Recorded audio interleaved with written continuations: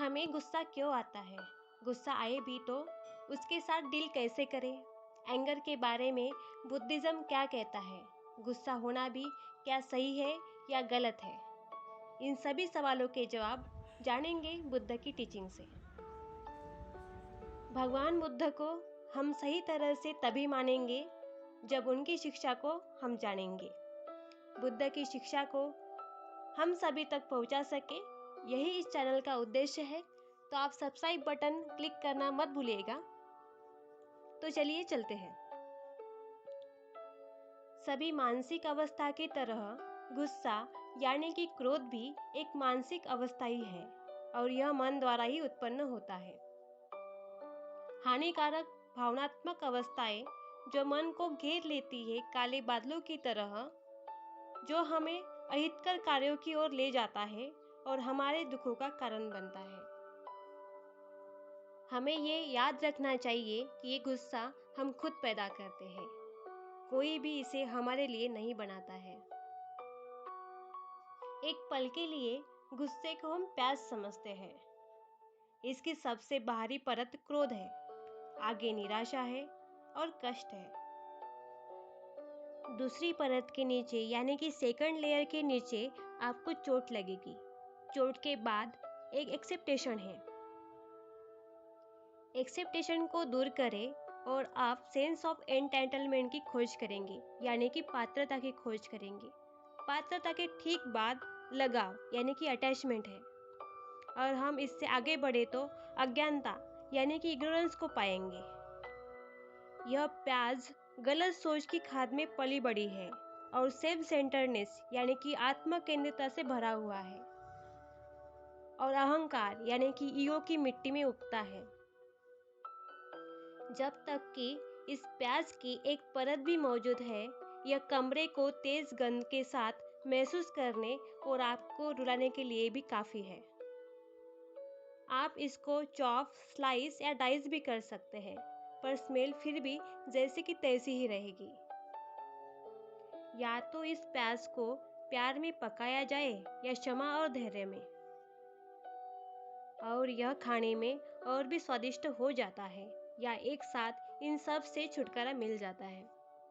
जैसे कि हम किसी विशेष घटना से सीधे अपनी प्रतिक्रियाओं की ओर बढ़ते हैं, यानी कि बिना सोचे समझे अगर हम डायरेक्ट रिएक्ट करते हैं तो हम एक महत्वपूर्ण जागरूकता को छोड़ रहे होते हैं और अपनी रिएक्टिविटी पर उच्च दृष्टिकोण बना रहे होते हैं। अब जानते हैं कि गुस्सा आने के कारण क्या है, क्योंकि जब तक हमें कारण पता नहीं रहेंगे तो हम सॉल्यूशन को भी ढूंढ नहीं पाएंगे। ऐसे तो बहुत सामान्य ट्रिगर्स फीलिंग्स है जो हम महसूस कर रहे हैं। हमारे किसी ओपिनियन या एफर्ट्स को किसी ने अप्रिशिएट नहीं किया, या किसी भी प्रकार का आपके साथ अन्याय हुआ हो, या ऐसी यादें, मेमोरीज या ट्रॉमेटिक यानी कि घाव हो जो आपको गुस्सा दिलाते हो। पर्सनल प्रॉब्लम्स के बारे में बहुत ज़्यादा सोचना भी हमें गुस्सा दिला सकता है। रोज़मर्रा की ज़िंदगी में ऐसी चीज़ें हमारे साथ रोज होती है। हमने ये भी देखा है, एक दी गई स्थिति मजबूती से हमारे गुस्से को और भी भड़काती है और फिर भी किसी और को वो नहीं भड़का पाती और वो गुस्से में भी कोई प्रतिक्रिया नहीं देता। हालांकि जब आप अपने खुद के एंगर से निपट रहे होते हैं तो आपको अपने आप में गहराई से देखना जरूरी हो जाता है। गुस्सा हमें अपने आप में गहराई से देखने की चुनौती देता है। बहुत बार ये गुस्सा सेल्फ डिफेंसिव भी हो जाता है, यानी कि ये गुस्सा खुद को बचाता है। जैसे कि यार उसने तो मुझे बहुत गलत बातें कही थी, तो हमें तो जाहिर सी बात है ना कि मैं उसके ऊपर गुस्सा करूं। तो ऐसे ही करके गुस्सा एक सेल्फ डिफेंसिव भी बन जाता है जो खुद को हमेशा ही बचाता रहता है। एज अ बुद्धिस्ट हम मानते हैं कि ईगो, फियर और एंगर पर्याप्त है और क्षणिक भी, ये वास्तविक नहीं है। ये सभी मानसिक अवस्थाएं हैं जो बदली जा सकती है।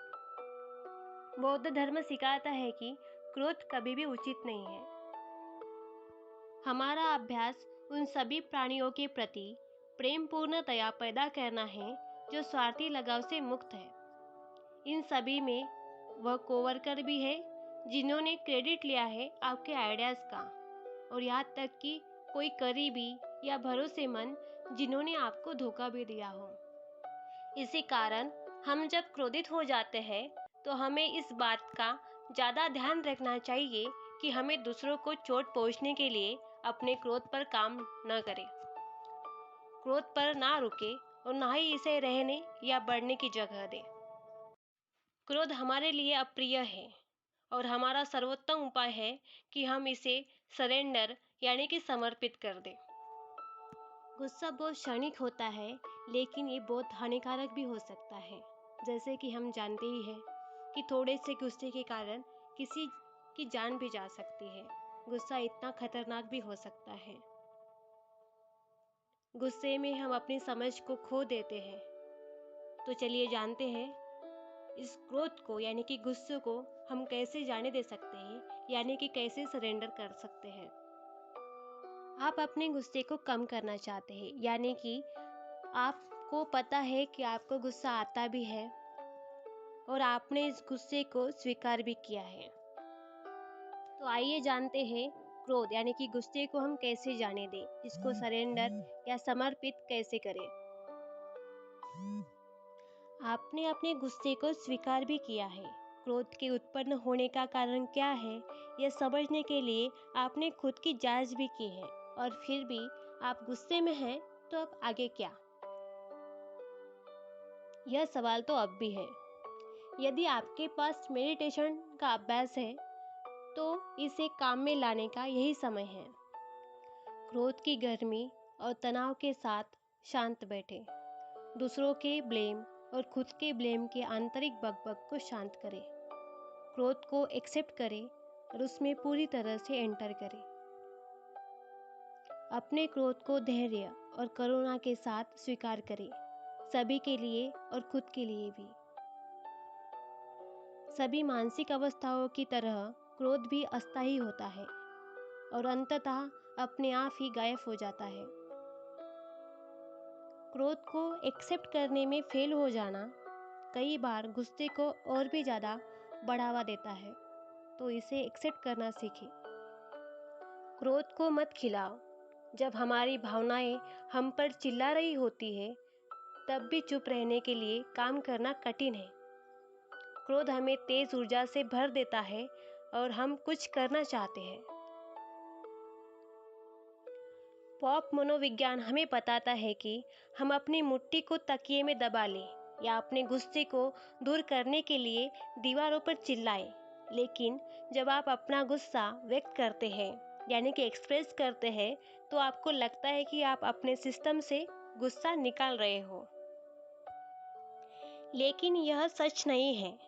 जब आप अपना गुस्सा मौखिक रूप से या शारीरिक हिंसा से व्यक्त करते हैं, तो आप में यह क्रोध मजबूत हो जाता है। केवल समझ और करुणा ही क्रोध को बेअसर कर सकती है, पर करुणा साहस लेता है। कभी कभी हम आक्रामकता को ताकत और गैर क्रिया को कमजोरी के साथ भ्रमित करते हैं, यानी कि हम अगर ज़्यादा रिएक्ट करें तो हम खुद को ताकतवर समझने लगते हैं और शांत बैठे व्यक्ति को हम कमज़ोर समझने लगते हैं। लेकिन बौद्ध धर्म सिखाता है कि इसके ठीक विपरीत सत्य है।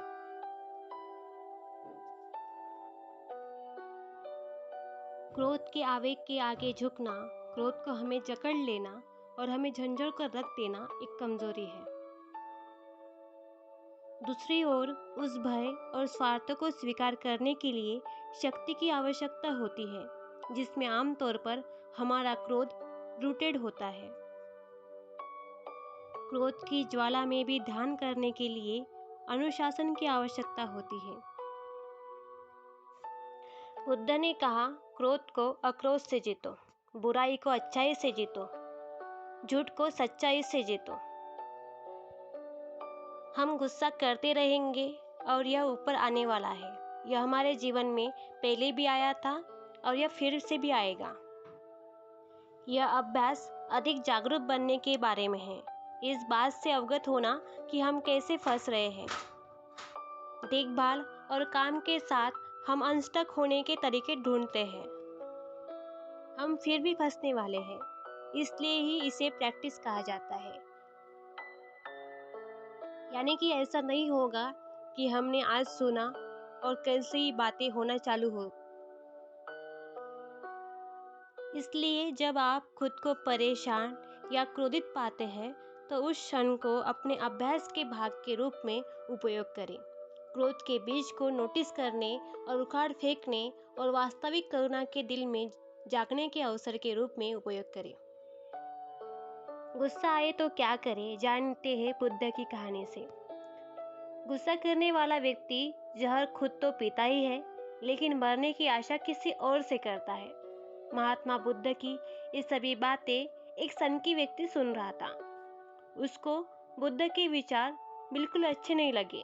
बुद्ध क्रोध के विषय पर बोल रहे थे, लेकिन उनका चित्त बिल्कुल शांत था। बात से उस सनकी को और गुस्सा आ गया। सनकी आदमी उठा और उसने महात्मा बुद्ध के मुंह पर थूक दिया और बुद्ध को अपमानित करते हुए भला बुरा कहने लगे। उस आदमी के इस व्यवहार से सारी सभा भड़क उठी। बुद्ध ने सभी को शांत किया और उस व्यक्ति से कहा कि तुमको इस विषय पर कुछ और कहना है।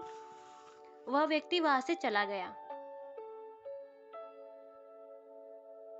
महात्मा बुद्ध ने सभी को समझाया, उस व्यक्ति को बहुत सारी प्रॉब्लम्स हो सकती है। हो सकता है कि वह मेरी बातों का अनुसरण ना करना चाहता हो। उस व्यक्ति को लेकर मैं गुस्सा क्यों करूं? अगली सुबह हुई। उस व्यक्ति का गुस्सा शांत हुआ और वह ढूंढता हुआ महात्मा बुद्ध के पास पहुंचा। वह सनकी व्यक्ति बुद्ध के चरणों में गिर पड़ा और बोला, महात्मा जी, मैं वही दुष्ट हूँ जिसने कल आप पर थूका था। आप मुझे क्षमा कर दीजिए। बुद्ध ने उस व्यक्ति को खड़ा किया और बोले, मैं तुम्हारी बातों को कल ही भूल चुका हूँ। मुझे तुम्हारी बातों से कोई संदेह नहीं है। मैं भला तुम्हारी बातों को मेरे जहन में क्यों उतारूं और खुद का ही नुकसान करूं?